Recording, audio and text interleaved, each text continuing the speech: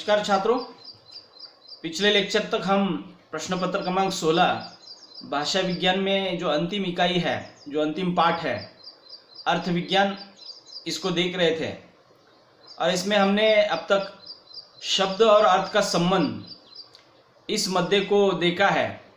और इस मध्य को देखते समय काव्यशास्त्र के अंतर्गत उसमें जो भी कुछ शब्द और अर्थ के साधन जो बताए गए हैं, कुल मिलाकर 8 साधन शब्द और अर्थ का संबंध दिखाने के लिए वहाँ पे बताए गए हैं। उसका हमने विस्तार से विश्लेषण कल तक के लेक्चर में किया है।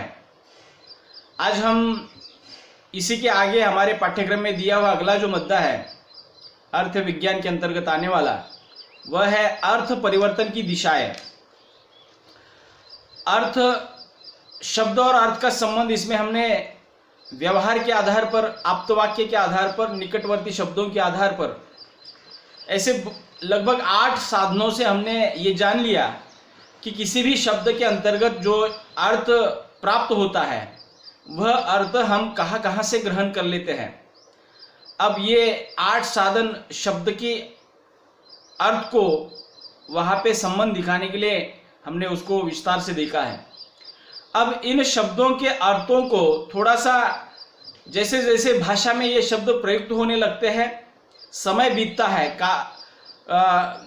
प्राचीन काल से चले आ रहे शब्द जो है धीरे धीरे किस प्रकार परिवर्तित होते हैं और ये परिवर्तन किस दिशा से होता है, इस मुद्दे को लेकर ये बात हमें थोड़ी सी देखनी है कि शब्दों के अर्थ जो होते हैं, अर्थ परिवर्तन की दिशाएं, किन दिशाओं के अंतर्गत ये शब्दों का अर्थ बदलता रहता है।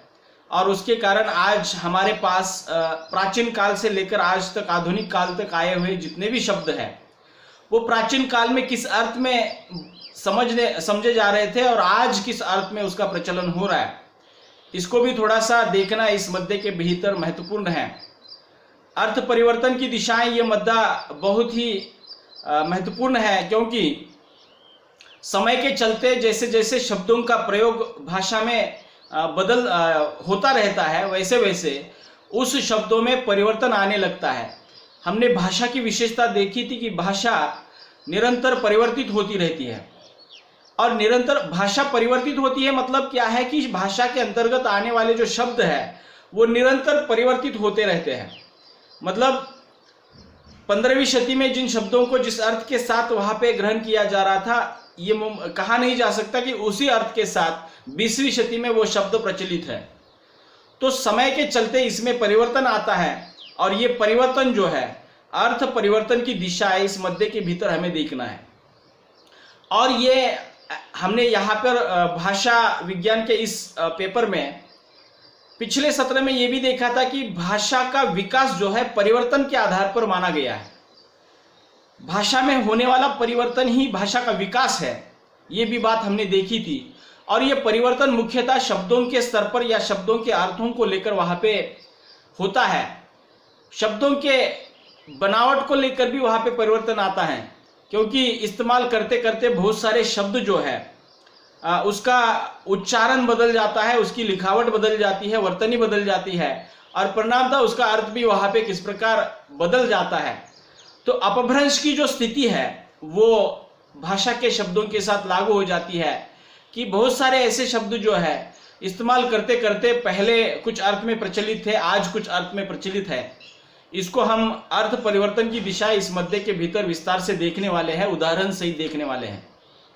ये मुद्दा ज़्यादा कुछ कठिन नहीं है, क्योंकि इसमें आए हुए उदाहरण ही आपको वहाँ पे वो बात क्या कही जा रही है वो वहाँ पे समझ में आ जाएगा। तो अर्थ परिवर्तन की दिशाएं, किसी भी भाषा के अंतर्गत जब शब्दों के अर्थों का परिवर्तन होता है तो वो मुख्यतः 2 स्थितियों में होता है, 2 प्रकार के दिशा में होता है। एक तो अर्थ की व्यापकता के आधार पर होता है और दूसरा अर्थ की श्रेष्ठता के आधार पर। व्यापकता से तात्पर्य क्या है कि कोई शब्द पहले सीमित अर्थ में प्रचलित था, लेकिन आज बहुत बड़े अर्थ में वहाँ पे बहुत सारे स्थितियों के लिए वो शब्द प्रचलित है। तो व्यापकता के आधार पर, सीमा के आधार पर वहाँ पे अर्थ परिवर्तन की दिशाएं वहाँ पे आकी जा सकती है। और दूसरा, कोई शब्द पहले हीन अर्थ में था, अब वो श्रेष्ठ अर्थ में वो शब्द प्रचलित है, तो हीनता और श्रेष्ठता के आधार पर भी वहां पे शब्दों के अर्थ की दिशाएं जो है वहां पे बदलती हुई दिखाई देती है।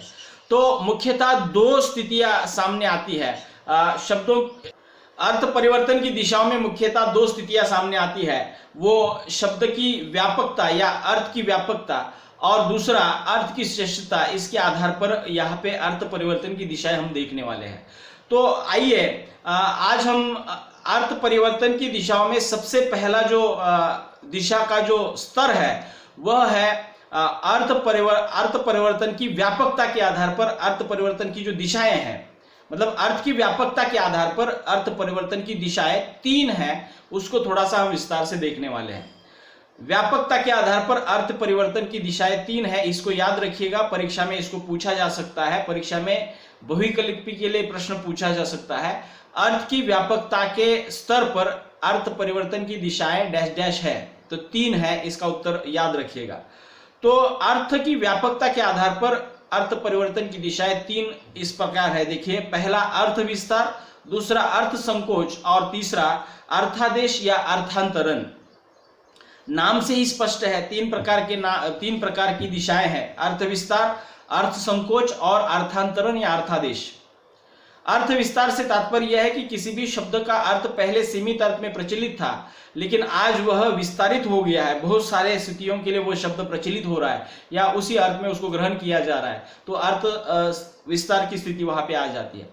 अर्थ संकोच नाम से स्पष्ट है कि जहां पे अर्थ सीमित हो जाता है, पहले वो शब्द बहुत व्यापक अर्थ में प्रचलित था, लेकिन आज किसी सीमित एक ही शब्द के लिए या इस एक ही स्थिति के लिए वो शब्द प्रचलित है, तो इसको अर्थ संकोच कहते हैं। उसको हम उदाहरण से ही देखने वाले हैं, मैं थोड़ा सा परिचय के तौर पर इन दिशाओं को आपको समझा रहा हूं।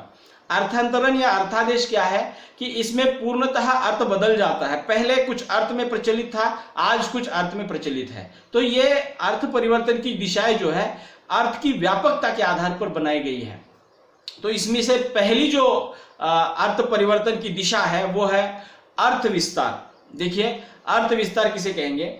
जब कोई शब्द अपने सीमित अर्थ को छोड़कर किसी व्यापक अर्थ में प्रचलित होने लगता है तो उसे अर्थ विस्तार कहते हैं। देखिए, बात वही है कि जब कोई शब्द अपने सीमित अर्थ को छोड़कर किसी व्यापक अर्थ में प्रचलित होने लगता है तब उसे अर्थ विस्तार कहते हैं। उदाहरण देकर आपको यह समझ में आ जाएगा। उदाहरणार्थ प्रवीण शब्द है, प्रवीण। आपने अब तक इसका अर्थ समझा होगा या इसका अर्थ आपको मालूम होगा, और विशेषता ये किसी लड़के के नाम के रूप में भी वहां पे इस्तेमाल किया जाता है। लेकिन प्रवीण शब्द पहले क्या था, आज किस अर्थ में वहां पे प्रस्तुत हो रहा है या प्रयुक्त हो रहा है, और अर्थ विस्तार का ये उदाहरण कैसे है इसको थोड़ा सा हम देखेंगे। प्रवीण, उदाहरणार्थ प्रवीण देखिए, इसका शब्दशः अर्थ वीणा बजाने में माहिर था। मतलब पहले प्रवीण शब्द जब इस्तेमाल होता था, अर्थात संस्कृत में वगैरह जो ये शब्द इस्तेमाल जब होता था, तब वह प्रवीण का अर्थ था किस वीणा बजाने में माहिर, उसको प्रवीण कहा जाता था। क्योंकि प्रवीण में वीण ये शब्द आ गया है, तो वीणा बजाने में जो व्यक्ति माहिर है उसको प्रवीण कहा जाता था, या उत्कृष्ट वीणा बजाने वाला जो कुछ होता है या उत्कृष्ट वीणा वादक जो है उसको प्रवीण कहा जाता था। परंतु आज हर किसी कला में कुशल, हर किसी कला में माहिर व्यक्ति को प्रवीण कहा जाता है या माना जाता है। अर्थात क्या हुआ कि पहले सिर्फ वीणा बजाने वाले व्यक्ति को ही, वीणा उत्कृष्ट तरीके से बजाने वाले व्यक्ति को ही प्रवीण शब्द प्रचलित था, लेकिन आज क्या हो रहा है, हर किसी क्षेत्र में, हर किसी कला में माहिर व्यक्ति को प्रवीण के रूप में वहां पे माना जाता है या प्रवीण कहा जाता है। वीणा बजाने को, तबला बजाने को, या कोई अगर नृत्य करता है, कोई अच्छा गाता है तो उसको भी प्रवीण कहा जाता है। तो ये जो स्थिति है कि शब्द ने क्या किया कि पहले सीमित अर्थ में था, आज वो थोड़ा सा विस्तारित अर्थ में बहुत सारी स्थितियों को लागू हो गया है, इसलिए ये अर्थ विस्तार का उदाहरण जो है प्रवीण शब्द है। दूसरा एक उदाहरण है सब्जी। अब आप जानते होंगे सब्जी मतलब क्या है। अब सब्जी अर्थ विस्तार का उदाहरण कैसे, देखिए, सब्जी अर्थात हरा के लिए प्रयुक्त होने वाला ये शब्द था। मतलब जो भी हरा है उसके लिए ये प्रयुक्त होता था सब्जी। परंतु आज टमाटर, आलू, प्याज जो भी कुछ तरकारी की वस्तुएं हैं या जो तरकारी की जो चीजें हैं, इसके लिए भी आज सब्जी शब्द प्रचलित हो रहा है।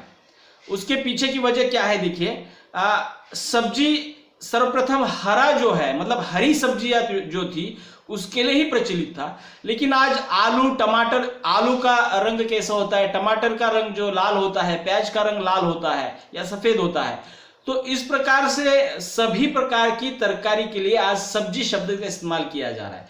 पहले सिर्फ जो हरा था, जो हरी सब्जियां थी, उसके लिए यह सब्जी इस्तेमाल किया जा रहा था। लेकिन आज सभी प्रकार की तरकारी के लिए ये सब्जी शब्द जो है इस्तेमाल हो रहा है। इसका मतलब सब्जी शब्द पहले हरे रंग के लिए इस्तेमाल हो रहा था, आज लगभग सभी रंग की जो सब्जियां है या टमाटर, आलू, प्याज जो भी है उसके लिए ये इस्तेमाल हो रहा है। मतलब क्या हुआ कि पहला सीमित अर्थ छोड़कर वह विस्तारित अर्थ में प्रचलित हो रहा है या प्रयुक्त हो रहा है। मतलब इसलिए इसका अर्थ विस्तार का ये उदाहरण सब्जी है।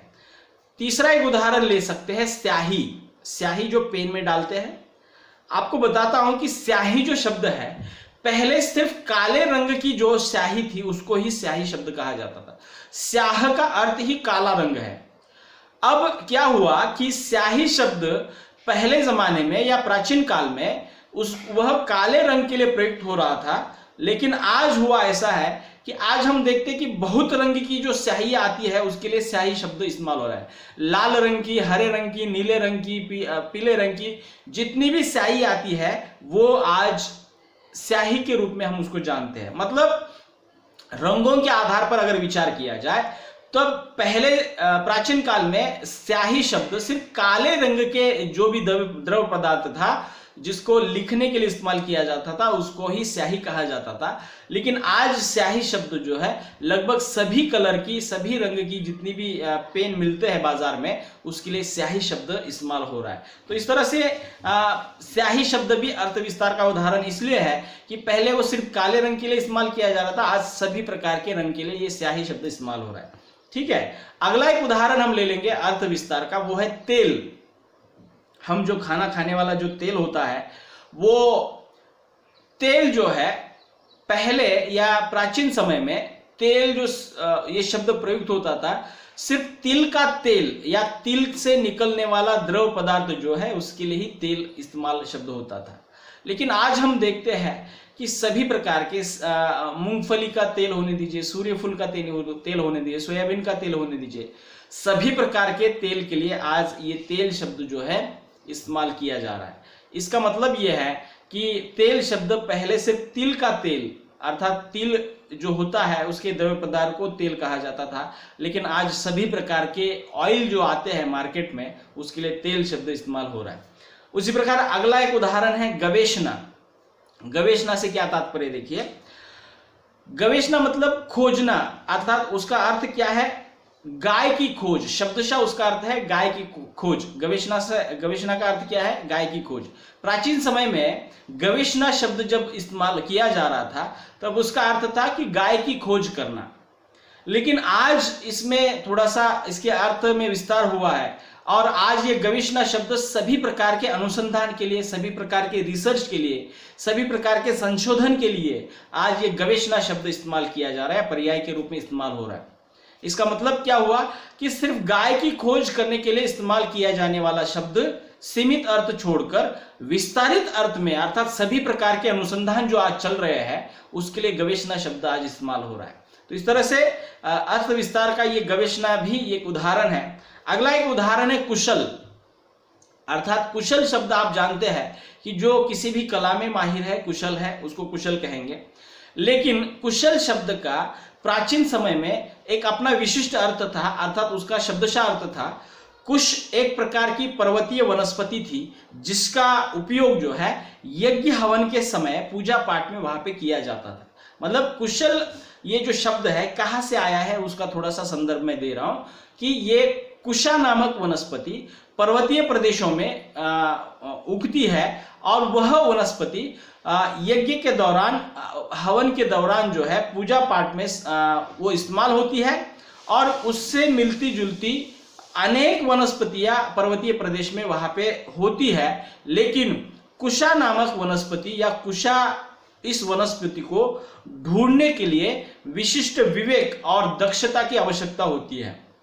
मतलब पर्वतीय प्रदेश में कुशा नामक वनस्पति निर्माण होती है या उगती है, तब वहां पे उसके जैसी अनेक सारी वनस्पतियां वहां पे आती है, लेकिन उन सभी में से दक्षता के आधार पर और विवेक के आधार पर इस वनस्पति को ढूंढना एक बहुत बड़ा काम समझा जाता था। तो इसलिए ऐसे ढूंढने वाले व्यक्ति को वह उस समय कुशल कहा जाता था।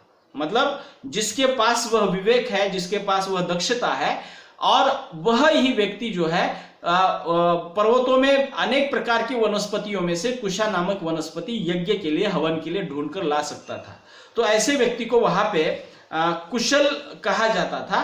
तो उन वनस्पतियों में से विवेक और दक्षता के आधार पर जो कुशा नामक वनस्पति जो कोई ढूंढ कर लाता था, या ये ढूंढना बहुत बड़ा कार्य होता था, तो उस व्यक्ति को जो है वहां पे कुशल अथवा निपुण या दक्ष कहा जाता था।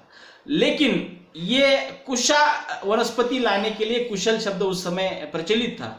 लेकिन बाद में क्या हुआ कि सभी प्रकार के काम जो है, जिस काम में आप निपुण हैं, माहिर है, उस प्रकार के सभी लोगों के लिए आज ये कुशल शब्द इस्तेमाल हो रहा है। उदाहरणार्थ देखिए, वह गाड़ी चलाने में कुशल है, वह खाना बनाने में कुशल है। अर्थात सभी प्रकार की कलाएं, सभी प्रकार की ज्ञान, या आपके पास वो स्किल है या कौशल है, तो उसके लिए आज वहां पे कुशल शब्द इस्तेमाल किया जा रहा है। तो इसका मतलब यह है कि अर्थ विस्तार के अंतर्गत हमने ये देखा कि कोई भी शब्द जब अपना सीमित अर्थ छोड़कर या किसी एक वस्तु के लिए लागू होने वाला शब्द उसको छोड़कर बहुत सारे वस्तुओं के लिए वो लागू हो जाता है, या विस्तारित रूप में उसका अर्थ वहां पे अर्थ विस्तार हो जाता है, तो ऐसे शब्दों को अर्थ विस्तार कहा जाता है। और भाषा के अंतर्गत ऐसे बहुत सारे शब्द हैं जिसमें हम देखते हैं कि पहले वो शब्द सीमित अर्थ में प्रचलित था, आज बहुत व्यापक अर्थ में वो प्रचलित है, अर्थात इसको ही अर्थ विस्तार कहा जाता है। मुझे लगता है कि ये मुद्दा आपको समझ में आया होगा, ज्यादा कुछ उसमें कठिन नहीं है। सामान्य शब्दों में अगर बताना चाहेंगे तो उसमें इतना ही समझना है कि जो शब्द अर्थ परिवर्तन की दिशा के अंतर्गत अपना सीमित अर्थ छोड़कर विस्तारित अर्थ में वहां पे प्रचलित हो जाता है, समझ लीजिएगा कि वह अर्थ विस्तार का उदाहरण है। इसके उदाहरण हमने प्रवीण देखा, सब्जी देखा, तेल देखा, उसके बाद गवेषणा देखा, कुशल देखा, ये सभी बातें जो है स्याही के रूप में भी हमने अर्थ विस्तार के उदाहरण देखे। तो इस तरह से ये अर्थ विस्तार, मुझे लगता है कि आपको अर्थ परिवर्तन की दिशाओं में से पहला जो अर्थ स्तर है, या पहला जो अर्थ परिवर्तन की दिशा है, उसको आपने मुझे लगता है कि आपको समझ में आया होगा। अर्थ विस्तार ज़्यादा कठिन नहीं है। अगले लेक्चर में हम अर्थ संकोच देखेंगे। जो हम अर्थ विस्तार में अब तक जो मैंने बताया है, लगभग उसके उल्टी स्थिति जो है अर्थ संकोच में देखने को मिलती है। उसको भी हम उदाहरण सहित समझने वाले हैं। मिलते हैं अगले लेक्चर में, तब तक के लिए रुकते हैं। धन्यवाद।